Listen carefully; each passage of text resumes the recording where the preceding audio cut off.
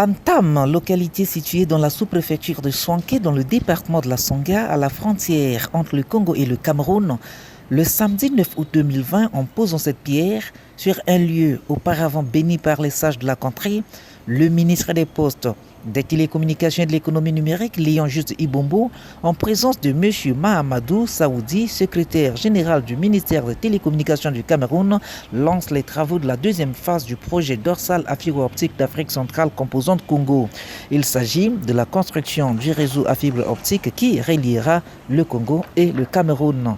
Ces travaux, qui consistent en la pose de 347 km de fibre optique de Ouessou jusqu'à Ntam, Cameroun, s'exécutent en fonction des orientations de son Excellence M. Denis Sassou Nguesso, président de la République et président en exercice de la Communauté économique des États de l'Afrique centrale CEEAC, et découle de la volonté des chefs d'État de la CEMAC de booster l'intégration sous-régionale par le développement des télécommunications et en reliant les réseaux entre les pays.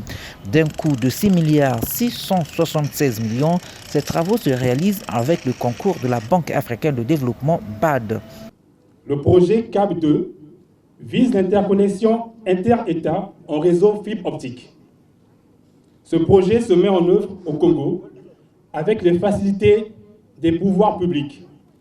C'est pourquoi nous rendons un vibrant hommage à Monsieur le Président de la République, Denis Sassou Nguesso, et à son gouvernement pour le soutien constant à la réalisation de ce projet. Ces travaux se réalise avec le concours de la Banque africaine de développement. C'est ici le lieu pour nous de remercier très sincèrement les partenaires techniques et financiers du projet, dont la détermination est restée intacte en dépit de la crise sanitaire que traverse le monde en général et notre pays, le Congo, en particulier. Cette détermination affichée constitue pour l'équipe de mise en œuvre du projet un réel motif d'encouragement à davantage d'ardeur au travail pour la réalisation des objectifs du projet.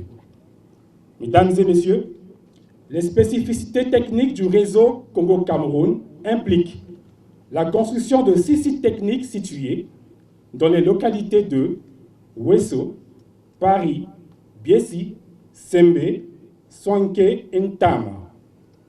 Il est à noter que les sites précédemment cités sont, à l'heure où je lis ces mots, construits et équipés à plus de 95%. Le site de Ouessou servira de nœud de jonction entre le réseau Congo-Cameroun et Congo-RCA. La construction de ce réseau implique également la pose de 347 km de fibre optique de 72 points, la pose de 705 km de tubes PEHD, la pose de 347 km de grillage avertisseur, la pose de plus de 350 chambres L3TV, la fourniture, l'installation et la configuration des équipements actifs de transmission de type OSN 9800, la fourniture, l'installation et la configuration d'un système de télésurveillance avec caméra IP pour la surveillance centralisée des sites techniques, la fourniture, l'installation et la configuration des équipements d'énergie, la mise en place d'un système d'alimentation électrique hybride pour l'ensemble des 6 sites, la mise en place d'un système de gestion et de monitoring de l'ensemble du réseau. Pour le ministre Léon Juste Ibombo, l'interconnexion entre le Congo et le Cameroun, qui obéit à la feuille de route du président de la République, offrira multiples opportunités socio-économiques. Aujourd'hui, on parle de plus en plus de nouvelles technologies de l'information et de la communication. On utilise le télétravail, on parle avec la pandémie de la Covid-19, puisque nous avons ces masques, nous avons ces gants. On parle des visioconférences, évidemment. La base de tout cela, ce sont les infrastructures critiques. Et ici, c'est une infrastructure critique que nous sommes en train de construire pour relier le Congo et le Cameroun. Donc voilà, nous sommes venus accomplir seulement une feuille de route, la feuille de route du chef de l'État, dans son projet de société, il a dit qu'il faut arrimer le Congo au développement de l'économie numérique. Mais on ne peut pas parler de l'économie numérique si on n'a pas la base de l'économie numérique. Et la base, je ne cesse de le dire, ce sont les infrastructures. Maintenant que nous avons les infrastructures, qu'est-ce que nous demandons? Le président l'a dit, nous appelons les jeunes à venir s'insérer dans ce secteur pour innover, pour créer ce qu'on appelle des plateformes, pour créer de la valeur ajoutée, pour construire cette économie numérique qui va faire en sorte qu'on puisse développer nos États, mais aussi qu'on ne puisse pas rater la révolution industrielle, parce qu'on a raté les révolutions précédentes, mais aujourd'hui, nous partons, on va dire, à pied d'égalité avec les grandes nations pour ne pas rater la révolution industrielle. Donc aujourd'hui, c'est le devoir accompli, on peut le dire comme ça, parce que le devoir accompli, c'est l'ambition du chef de l'État que nous sommes en train de matérialiser. Louant les efforts réalisés par le Congo, la jonction Congo-Cameroun en fibre optique créera une redondance numérique bénéfique, affirme le secrétaire général du ministère des Télécommunications du Cameroun. Nous pouvons affirmer, sans risque de nous tromper, que l'évolution est certaine et que très bientôt, le Congo sera relié au Cameroun. Mais l'autre avantage que cette connexion va apporter, monsieur le ministre l'a indiqué, aujourd'hui le Cameroun dispose de plus de 4 points d'atterrissement au Cameroun. Vous avez vu que le Cameroun est relié au Brésil, le Cameroun est relié au Nigeria, le Cameroun est relié également à l'Afrique du Sud, mais en même temps, bientôt le Cameroun sera relié également à l'Europe. Et vous voyez que le Cameroun constitue donc, si vous voulez, une sorte d'aéroport international qui permet de relier toute la sous-région. Et c'est un avantage pour la redondance des équipements au niveau du Congo, au niveau de toute la sous-région. Et nous pensons que véritablement, l'intégration n'est pas que physique à travers les routes qui sont en train d'être construites, mais aujourd'hui, le télétravail, la télémédecine, tout ce que M. le ministre a cité, trouvera donc comme point d'ancrage dans le réseau de télécommunications électronique aujourd'hui qui permet ces communications électroniques de relier les peuples, mais de faciliter le travail à distance, un travail bien fait, mais également d'ouvrir des opportunités d'emploi, surtout à la jeunesse qui s'affirme aujourd'hui comme le moteur de notre économie et le pilier même du développement économique tout court. Les travaux offrent des possibilités d'emploi et sont une aubaine pour la jeunesse.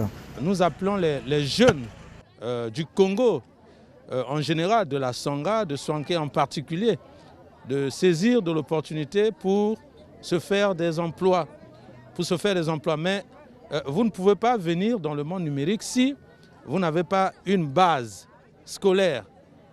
La fibre optique qui va jouer un rôle déterminant, la collection nationale et sous-régionale, est un fait nécessaire pour le développement et la promotion des emplois. Donc je crois que nous devons tous aujourd'hui remercier nos chefs d'État pour avoir créé les conditions de faisabilité.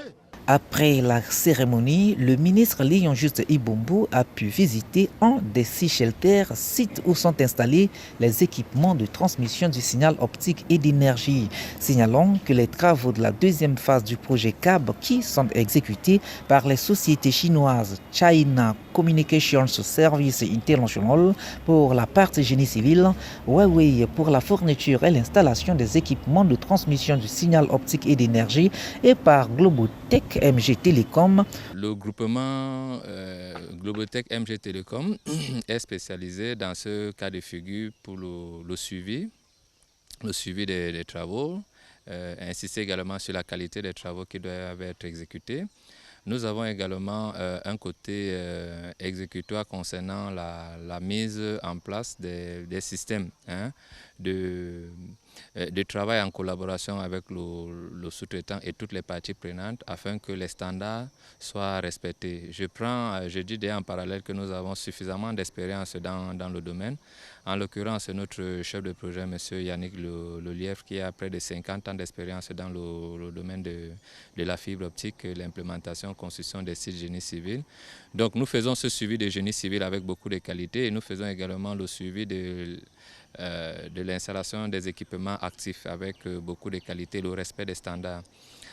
Jusqu'ici, nous nous attelons à avoir une présence effective de nos équipes sur site en longueur de journée Et nous préparons chaque semaine des rencontres hebdomadaires des révisions des travaux, avec des rencontres hebdomadaires et mensuelles également pour le compte du CAP et de la Banque mondiale.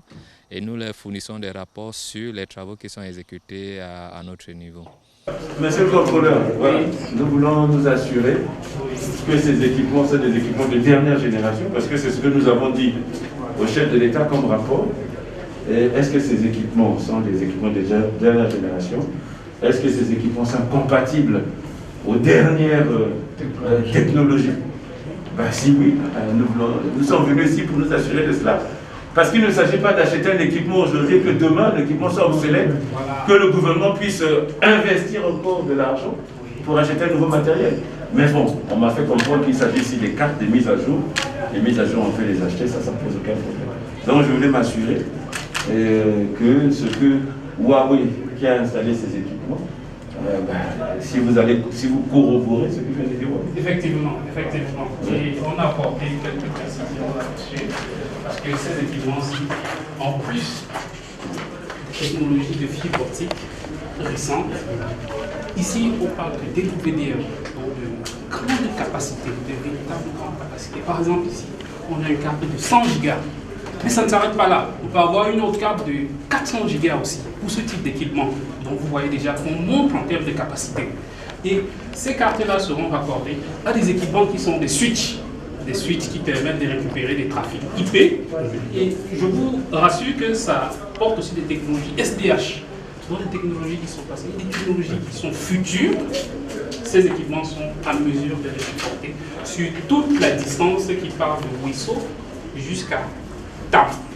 Et ensuite, certainement, ces équipements vont permettre de raccorder le Congo, la Centrafrique, peut-être beaucoup d'autres États en termes de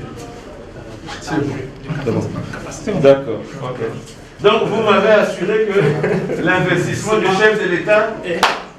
Il y a son conseil qui est là. Hein. C'est filmé d'ailleurs. C'est filmé d'ailleurs. Parce que là, s'il y a un point, bon, je sais ce qui je vais... Pour le contrôle et le suivi se font sur deux axes. L'axe 1, le tronçon Congo-Cameroun, et l'axe 2, Congo-RCA, où l'infrastructure optique sera construite intégralement dans le lit de la rivière Sangha.